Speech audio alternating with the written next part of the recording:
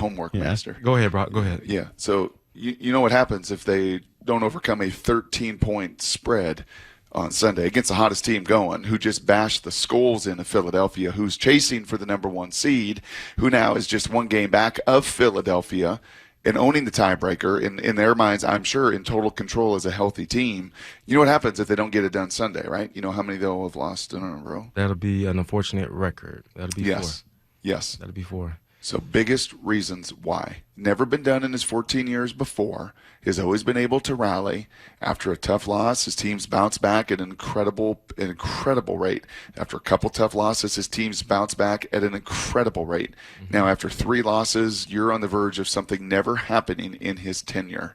If you were to give a couple reasons as to why, this group may very well likely be the first to lose 4 in a row. What are they? Defense. Let's start with. We haven't even talked about the defense today. We haven't even talked about the guys that just gave up. What was it? How many points? 41. We haven't talked about the guys that's just given up 41 points.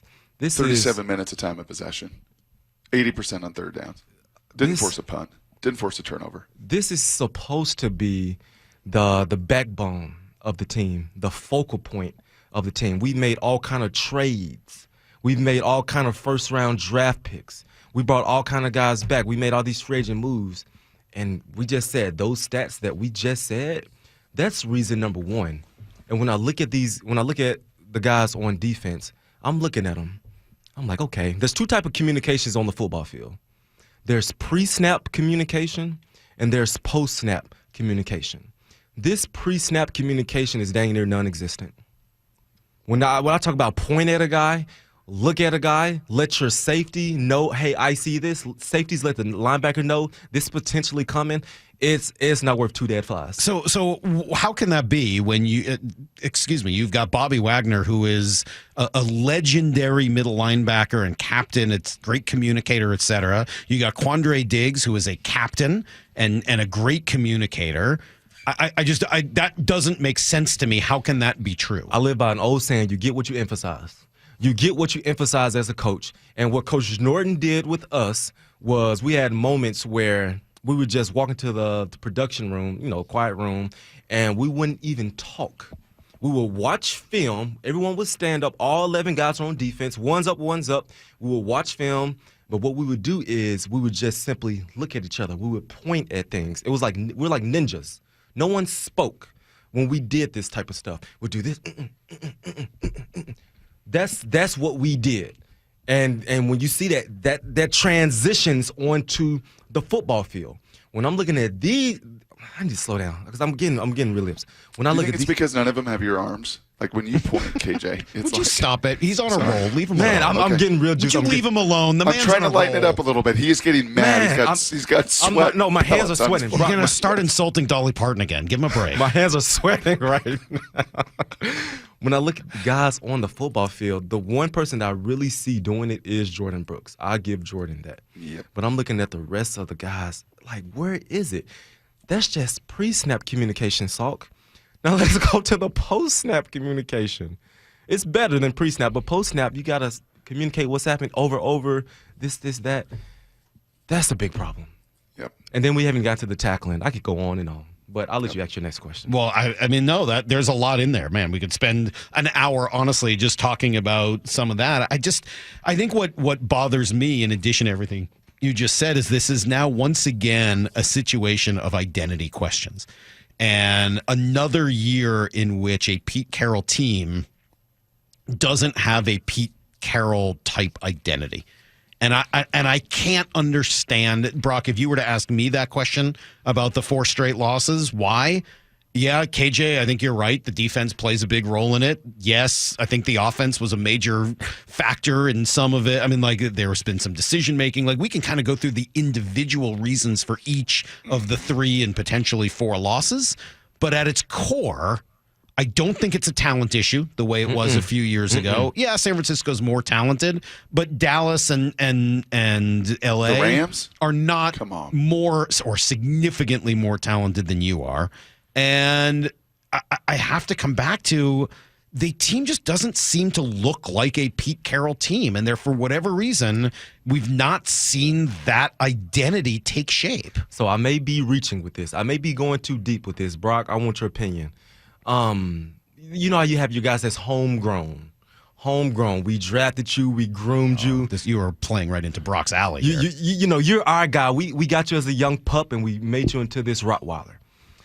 Now, when you bring guys in from other organizations, bad organizations, and when things start going bad, do they go back to their old roots? Well, it sounds like you're talking about one person in particular. No, I'm not. Okay. I'm not. No, I'm not. We've had a few guys that we've traded. Yes. Okay. No. I'm not. I swear to God, I'm not. I believe you. So that's my question. When things do go bad, and when Murphy creeps in, do guys retract to their old ways? And when you talk about not having a Coach Carroll style football team on the football field, when adversity does hit, what shows on the football field? Brock Hewitt. Yep. Maybe not. I could be No, reaching. no, I think that's a good point. I think that there's absolutely It's so something funny to because that. it's not at all what I was talking about, but it's a great point nonetheless. No, it's a separate good point about Pete Carroll and being a Pete Carroll team. I was talking about an ability to run the ball, an ability to stop the run, an ability to play physical. You're talking about something to hang your hat on. Well, that's You're okay. talking about when push comes to shove. Look at the Husky football team, a Right. 13-0 team in town. You know what they are? You know exactly what they are. You know exactly the way they're going to play. You know Yes. exactly their style. You know exactly what they're going to lean into. Now, it doesn't mean in a game you got to make adjustments, and you know there's going to be a game that Dylan Johnson pounds the ball for 157 yards, and there's going to be a game where Penix throws for 450. But you know your identity. You don't know this team's identity. I don't know it. KJ can't even watch it defensively and see it pre-snap or post-snap. So that leads me back to a question for KJ. Which is more concerning? The reactions on the field and the way they handle adversity, or the lack of an understanding of who they want to be as a stylistic football team? Say the first one more time. Well, the first one was basically what you said, that the reaction to adversity, and the second being issues with knowing who you are and what you want to accomplish on the football field every week. This is me. This is KJ. This is how I see things. I'm a personality type of guy. And in situations like this, I look for personalities to show. You know, show me a guy in the midst of adversity, how he responds, then I'll just show you his true character. That's how I look at life. And when I look at certain individuals on this football team, we lost 3 games in a row. And I'm looking for someone, a guy, a coach, to really let their personality show and take this team. Take these guys. Put your heart on the line. Cry, scream. Just do whatever you have to do. But get everyone to buy in. Get everyone to be on the same page. If a fight has to happen, if something needs to happen, because this is really becoming hard to watch. It's really becoming frustrating to watch. You know what I mean? Haven't we seen some of that this year? Didn't we see that with Bobby after week 1? Didn't we see that with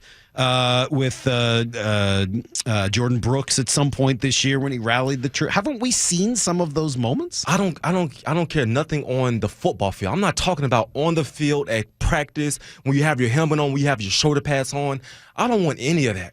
I want man to man. I want brother to brother. I want eye to eye. I want in a small, intimate setting where I could really talk calm to you and just share what we need to do as a football team.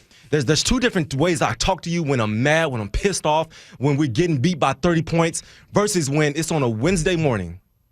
Everyone's chill. It's a new opportunity. It's a new week. Now let's really talk. Now let's really, really share what we need to do going forward. There's 2 different tones. Anybody can scream when they got when they're in the midst of game is going on, practice, all that stuff. But no, let's really take a back seat and really slow this thing down.